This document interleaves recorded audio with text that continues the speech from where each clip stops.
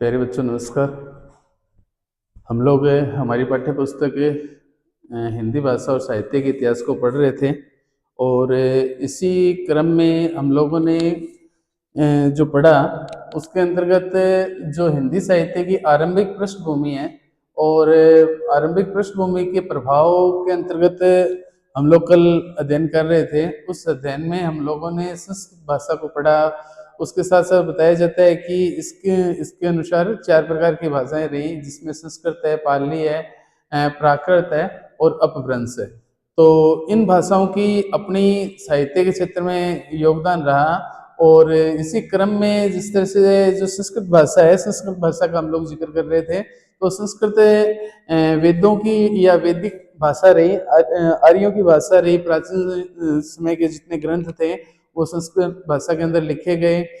ये कह सकते हैं कि वेद, पुराण, उपनिषद जो हैं वो अपने संस्कृत भाषा के अंदर लिखे गए। इसी क्रम में जो अगली भाषा थी अपनी, और हिंदी साहित्य का जो इतिहास है उस इतिहास के दौरान है उसका जो योगदान है और उस योगदान के अनुसार अगली जो भाषा है या उस पे हिंदी के ऊपर जिस भाषा का प्रभाव पड़ा, तो उन प्रभावों को हम लोग पढ़ रहे थे। जिस तरह से संस्कृत प्रभाव के बारे में हम लोगों ने पढ़ा, क्योंकि संस्कृत की ज्येष्ठ पुत्री के रूप में हिंदी को माना गया और संस्कृत से की लिपि कहें, उसकी व्याकरण कहें या उनके शब्द कहें, तो लगभग इससे निकल कर आया है। किंतु उसके साथ साथ उन जो अन्य भाषाएं हैं उनका प्रभाव भी उसमें देखने को मिलता है। जैसे पाली, तो पाली के लिए कहा जाता है, पाली है, प्राकृत और अपभ्रंश, हम लोग इन तीनों का ही अलग अलग विस्तृत रूप से अध्ययन कर लेंगे क्रम के अनुसार। उसके साथ साथ पाली की खातिर कहा जाता है कि पाली शब्द का जो संबंध है वो पाटलिपुत्र से बतलाया गया है। पाली जो प्रभाव है या पाली शब्द का जो संबंध है वो पाटलिपुत्र से बताया गया है। इसकी खातिर बताया गया है कि इसकी वास्तविक व्युत्पत्ति रक्षा करने के लिए अर्थ में पा धातु से मानना युक्ति युक्त है। अब पा धातु से मानना, पा धातु मानने के बाद फिर पाटलिपुत्र बना या पाली शब्द बना, तो अब धातु क्या होती है? तो धातु की खातिर बताया जाता है कि जो क्रियाओं के मूल रूप को ही धातु कहते हैं। जो रूढ़ शब्द होते हैं, जैसे उदाहरण के लिए पढ़, लिख, जा, खा धातुओं के अंत में इन शब्दों को जोड़ करके एक सामान्य क्रिया में पढ़ना। जिस तरह से ये कह सकते हैं कि ना प्रत्यय लग गया, किसी शब्द के पीछे जुड़ करके उसके अर्थ में परिवर्तन करते हैं, वो अपने आप में प्रत्यय कहलाता है।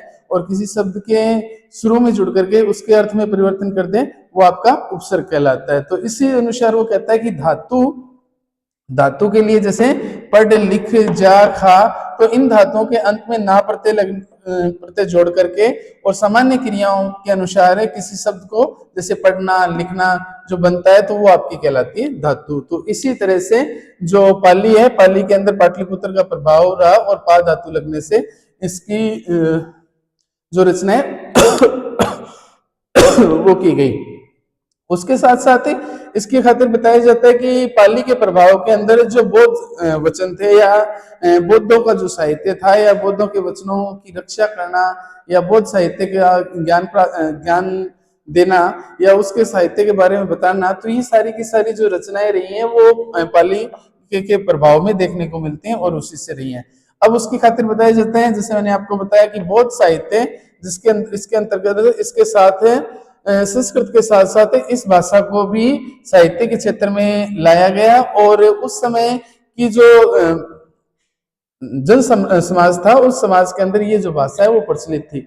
जैसे जैसे समय रहा उस समय के अनुसार जैसे साहित्यकार रहे और जनमानस को जो चीजें सरलता से, सुगमता से समझ में आती थी, तो उसी के दौरान साहित्य सर्जन किया जाता था। उसी के अनुसार ये कह सकते हैं कि समाज का मार्गदर्शन किया जाता था, समाज को ज्ञान दिया जाता था। तो ऐसे में इसमें जिस तरह से शुरुआती जो समय रहा वो आदिकाल को लेकर के या कह सकते हैं कि उस दौरान जो साहित्य रचा गया वो संस्कृत में था। उसके बाद पाली का प्रभाव साहित्य में देखने को मिला और इसकी अपनी एक विशेषता रही। यहाँ तक लिखा गया कि उस समय की जो गद्यपद्य रचनाएं थी या धार्मिक सांप्रदायिक जो साहित्य रचनाएं हुआ करती थी, वो साहित्यिक रचनाएं भी पाली भाषा के अंदर रची जाती थी। जिस तरह से उस समय की जो रचनाएं कह सकते हैं कि विशेष रचनाएं जैसे संस्कृत के अंदर है महाकाव्य, हम लोग रामायण है, महाभारत है, या कह सकते हैं कि अन्य जो ग्रंथ हैं उनको हम अध्ययन करते हैं, तो उसी समय अनुसार उस समय के जो कह सकते हैं कि जो मूल रचनाएं रही उन रचनाओं के अंदर आम्रपाली है, बिंबिसार है और यशोधरा, वो उस समय की अपने आप में एक उत्कृष्ट रचनाओं के अंदर रही और जो साहित्य के अंदर जिनका अध्ययन किया जाता था। उसके साथ साथ इसमें बताया जाता है कि इस भाषा का और साहित्य के आरंभिक पृष्ठभूमि में अपना प्रभाव है उसने इसने छोड़ा। तो इसी क्रम में जो अपनी अगली भाषा है प्राकृत, प्राकृत जो शब्द है वो प्रकृति से निर्मित है। प्राकृत शब्द है वो प्रकृति से निर्मित है। जैसे प्रकृति सभी वस्तुओं की मूल है, उसी तरह से प्राकृत जो भाषा है वो भी अपने आप में उसको मुख्य रूप से देखे तो वो भी अपने आप में मूल है। और प्राकृत की खातिर बताया जाता है कि जिस तरह से समुद्र से जल वाष्प बन करके और फिर पुनः आकर के उसी में विलीन हो जाता है, उसी तरह से प्राकृत जो भाषा है, प्राकृत भाषाएं सभी भाषाओं का उद्गम है और उद्गम होने के साथ साथ उसी में आकर के वो सारी की सारी जो भाषाएं हैं वो पुनः आकर उसी में शामिल हो जाती हैं, उसी में मिल जाती हैं। जैसा ये कहता है कि प्राकृत शब्द है वो प्रकृति से निर्मित है और जिसका अर्थ है मूल, ठीक है। और जिस प्रकार जल समुद्र में प्रवेश करता है और भाप बन करके पुनः समुद्र से बाहर आकर के उसी में विलीन हो जाता है, उसी प्रकार प्राकृत से सब भाषाएं जो हैं वो पुनः आकर के उसी में समाहित हो जाती हैं, जैसा मैंने आप लोगों को बताया। अब इसके साथ साथ बताया जाता है कि प्राकृत से किन किन भाषाओं का उद्गम हुआ, कैसी कैसी भाषाएं रही। प्राकृत की खातिर तो यहाँ तक कह दिया गया है कि जिस तरह से संस्कृत अपनी वैदिक भाषा थी ना, उसी तरह से क्या है कि प्राकृत पूर्व वैदिक भाषा थी, कि संस्कृत से भी पूर्व इसको मान लिया गया है। जिस तरह से ये हमारे एक आचार्य है और जिनका नाम है आचार्य हेमचंद्र जी था, तो उन्होंने उनकी खातिर इस तरह की जो बात है वो कही। अब उनकी खातिर बताया जाता है कि प्राकृत जो है, जैसा मैंने आपको बताया कि प्राकृत को पूर्व वैदिककालीन या मूल भाषा भी कहा गया है। और उसके साथ साथ प्राकृत है उस समय की विशिष्ट जन की भाषा ही न होकर के और आम जन की, कहने का मतलब प्रत्येक जन की भाषा थी और उसी रूप को और लोग अपने बोलचाल के अंदर अपने विचारों के लिए, अपनी अभिव्यक्ति के लिए, अपने किसी बात को कहने के लिए तो उस भाषा का जो प्रयोग है वो किया जाता था। अब प्राकृत की खातिर बताया जाता है कि प्राकृतिक जो प्राकृत है वो सब भाषाओं की सामूहिक संज्ञा है। प्राकृत की खातिर कहा जाता है कि ये कोई विशिष्ट भाषा नहीं, वर्ण जन भाषाओं की सामूहिक संज्ञा है। संज्ञा अर्थात उन प्रत्येक भाषाओं का नाम। संज्ञा का अर्थ क्या होता है? किसी वस्तु विशेष स्थान के लिए जिसका प्रयोग किया जाए, नाम के लिए जिसके लिए संबोधन किया जाए, तो वो संज्ञा हमारी कहलाती है। तो उसी तरह से कहते हैं कि प्रत्येक भाषा, जैसे चाहे कोई भी अपभ्रंश रहा हो या कोई भी भाषा रही हो, उसके हम लोग जिक्र करेंगे आगे, क्योंकि अलग अलग विद्वानों ने प्राकृत को लेकर के अलग अलग भेद बताए हैं, अलग अलग संख्याएं बताई हैं, तो उनका जिक्र करेंगे। किंतु उसकी खातिर बताया जाता है कि ये जो भाषा है वो भाषा सामूहिक संज्ञा दी है, सामूहिक नाम है, वो उसको दे दिया गया है। जिस तरह से ये मान के चलो उदाहरण के तौर पर है कि हमारा देश भारत है और अलग अलग प्रांत उसमें, ठीक है, राजस्थान, गुजरात, मध्य प्रदेश, उत्तर प्रदेश, पंजाब, महाराष्ट्र, उसके साथ साथ दक्षिणी भारत है। तो एक सामूहिक, ये तो हो गए अपने अलग अलग और खंड, और उसके बाद एक सामूहिक नाम देते कि भारत खंड, ठीक है। तो उसके अंदर ये सारे के सारे उसी तरह से वो ये है कि अपनी जो भाषा है उस भाषा को उन्होंने एक सामूहिक जन की संज्ञा का जो नाम है वो दे दिया। अब प्राकृत की क्या विशेषता है? प्राकृत की खातिर मैंने आपको बताया कि सारी भाषाओं का उद्गम उसमें होता है। उसके साथ साथ षड भाषा अर्थात 6 भाषाओं चंद्रिका में संस्कृत मूल से उत्पन्न मानी गई हैं और इसे विकृत भाषा के रूप में भी कहा जाता है। अब इसकी खातिर बताया जाता है कि प्राकृत के अंदर जो 6 भाषाएं हैं और चंद्रिका जो रचना है उस रचना के मूल से उत्पन्न से माना गया है और इसे एक विकृत भाषा के रूप में कहा गया है। इसी क्रम में जो आचार्य भरतमुनि हुए हमारे, तो उन भरतमुनि जी ने प्राकृत के जो प्रकार है उनको 7 प्रकार माना।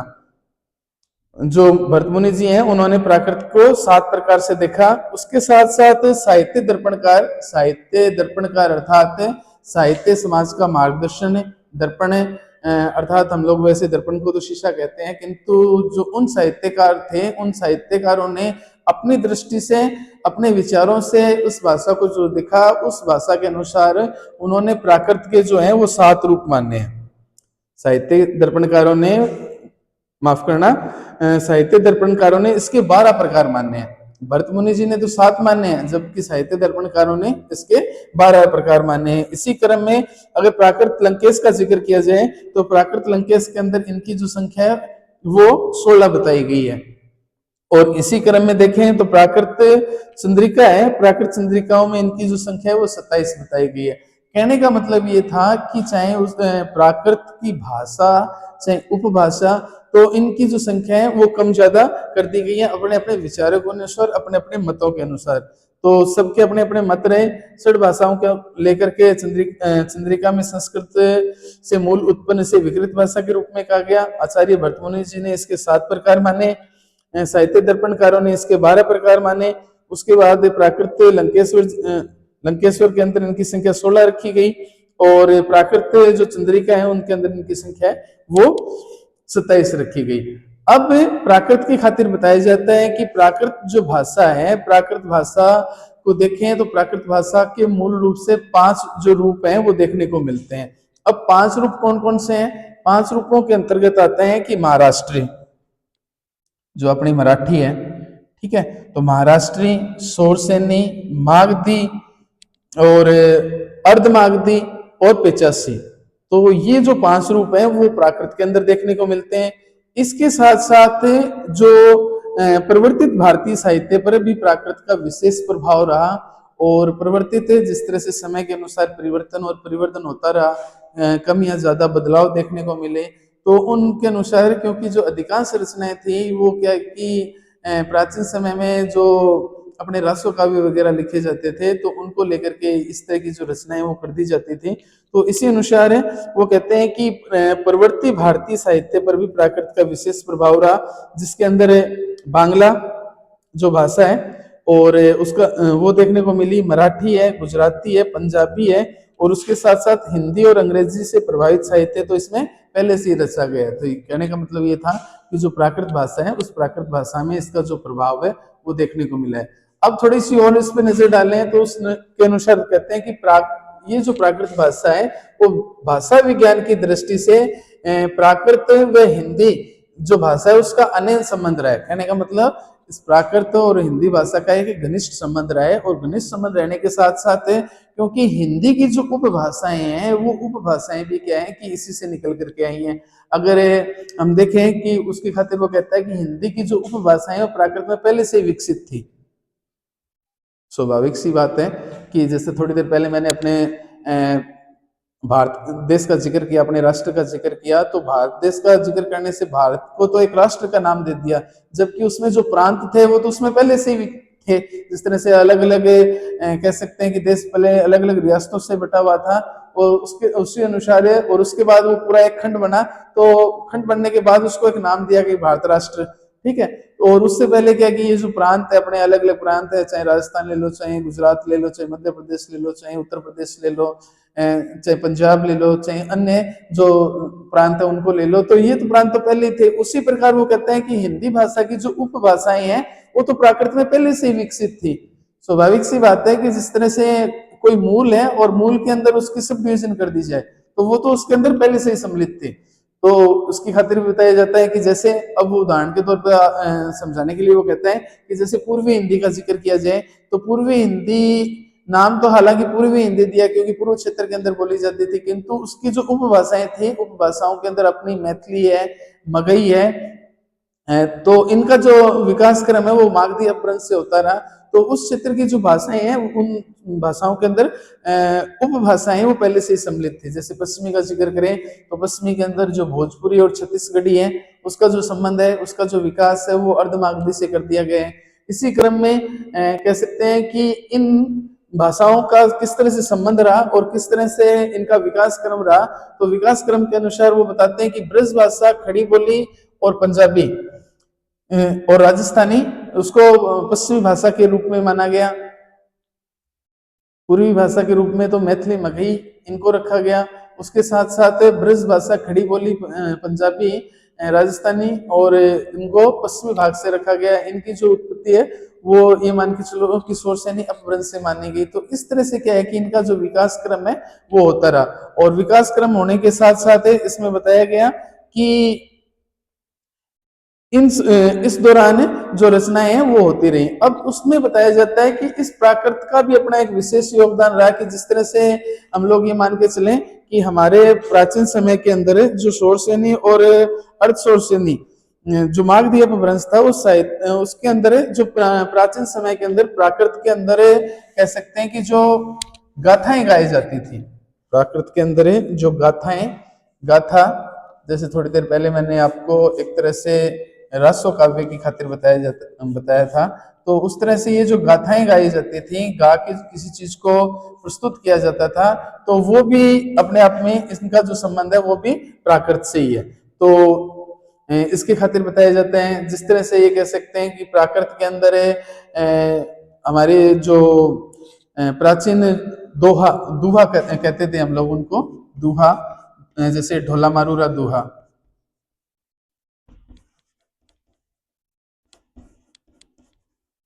ढोला मारूरा दूहा।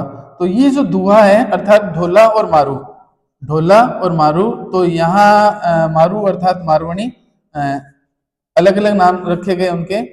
तो इन दोनों की जो प्रेम प्रसंग थे, इन दोनों का जो प्रेम प्रसंग था या प्रेमाख्यानक जो काव्य थे, उन प्रेमाख्यानक काव्यों को दूहा का नाम दे दिया, और हिंदी में हम लोग देखें तो इनको क्या है कि दोहा का नाम दे दिया। इसी तरह से ये जो गाथाएं थी वो कह सकते हैं कि जिस तरह से कन्नौज नरेश है, कन्नौज नरेश है, ठीक है, या कह सकते हैं कि रामकृष्ण जी हैं, तो उनको लेकर के जो गीत थे या वो गाथा थे उनको प्रस्तुत किया जाता था। या जो सिंहलगढ़ जो द्वीप है, सिंहलगढ़ जो द्वीप की राजकुमारी पद्मावती है, उन पद्मावती को लेकर के जो गाथाएं गा के प्रस्तुत की जाती थी, तो उनका जो संबंध है वो इससे रखा गया। तो इस तरह से इनके बारे में बताया जाता है कि इस समय की जो रचनाएं थी वो रचनाएं भी इस भाषा के अंदर उनका जो वर्णन है वो किया जाता था। अब यहाँ तक ही ये सीमित नहीं रही, अब कह सकते हैं कि ये जो गाथाएं थी वो गाथाएं अपनी आदिकाल तक ही सीमित नहीं रही, बल्कि इनकी खातिर बताया जाता है कि ये जो प्राकृत भाषा है, प्राकृत भाषा का जो प्रभाव है, प्राकृत भाषा का जो प्रभाव है वो प्रभाव हमें रीतिकाल में भी देखने को मिला, हमें रीतिकाल में भी देखने को मिला। रीतिकाल अर्थात देखा जाए तो ये अपने आप में एक तरह से श्रृंगार काल, और श्रृंगार कहें या हम इसे अलंकृत काल कहें, और क्योंकि अलग अलग विद्वानों ने इसकी अलग अलग परिभाषा दी, तो उस दौरान भी क्या है कि इस भाषा का जो प्रयोग है वो किया जाता था, या इसका जो प्रभाव है वो अपने साहित्य पर देखने को मिलता था। कह सकते हैं कि हमारी जो रीतिकाल की रचना है बिहारी सतसई जी, बिहारी सतसई, तो बिहारी सतसई के अंदर भी ये कह सकते हैं कि इस भाषा का जो प्रभाव है वो देखने को मिला। उसके साथ साथ अगर अलंकृत काल का जिक्र करें तो उस समय के जो छंद थे, उस समय के जो अलंकार थे, ठीक है, तो उन सब के ऊपर भी जो इनका प्रभाव है वो देखने को मिला। चाहे उसमें हम लोग दूहा को शामिल करें, चाहे दूहा, दोहा, कह सकते हैं कि चौपाई, ठीक है, और कवित, सवैया, या उस समय की जो छंद रचनाएं जैसे रही थी उनको जो मूल नाम से जो पुकारा जाता था, तो ये जो चीजें हैं वो उसमें शामिल होती रही। तो इस तरह से क्या है कि ये जो समय रहा, और उस समय के साथ साथ धर्मपरायण और परंपरागत जो इस भाषा का जो प्रभाव है वो देखने को मिला। तो इस तरह से अपना जो हिंदी साहित्य की पृष्ठभूमि के हिसाब से संस्कृत का अपना प्रभाव रहा, पाली का अपना प्रभाव रहा, और प्राकृत का अपना प्रभाव रहा। इसी क्रम में जो अपभ्रंश है, अपभ्रंश कह सकते हैं कि इन सब भाषाओं का जो मूल, ठीक है। और अपनी जो हिंदी है, उस अपनी हिंदी की जो उत्पत्ति अपन जिक्र करते हैं, तो जिस तरह से संस्कृत है, पाली है, प्राकृत है, अपभ्रंश है, अवट है, और तब जाकर के कहीं हिंदी, और उसके बाद हिंदी का जो मानक रूप है उसको किस तरह से खड़ी बोली के रूप में लेकर के आए। उससे पहले उनके जो वर्ण थे या शब्दों की जो बनावट थी या उनकी जो प्रतिध्वनि थी, उनमें किस तरह के जो भाव रहे और किस तरह से उसमें परिवर्तन देखने को मिला, तो ये सारी की सारी चीजें उसमें देखने को मिली। उसके साथ साथ जैसे थोड़ी देर पहले हम पढ़ ही रहे थे कि प्रवर्तित भारतीयों ने भारतीय साहित्य पर प्राकृत का विशेष प्रभाव रहा, क्योंकि विशेष प्रभाव के अंतर्गत उस समय की जो अधिकांश भाषाएं थी, अधिकांश भाषाओं के अंदर बांग्ला, मराठी, गुजराती, पंजाबी और हिंदी और अंग्रेजी में जो साहित्य, तो इसमें पहले से ही रचा जा चुका था, तो इसने अपना विशेष प्रभाव रखा। और विशेष प्रभाव के साथ साथ ही हिंदी साहित्य की पृष्ठभूमि पर ये इसने इसका योगदान रहा। तो जो बाकी है वो हम लोग अपनी अगली कक्षा में कर लेंगे।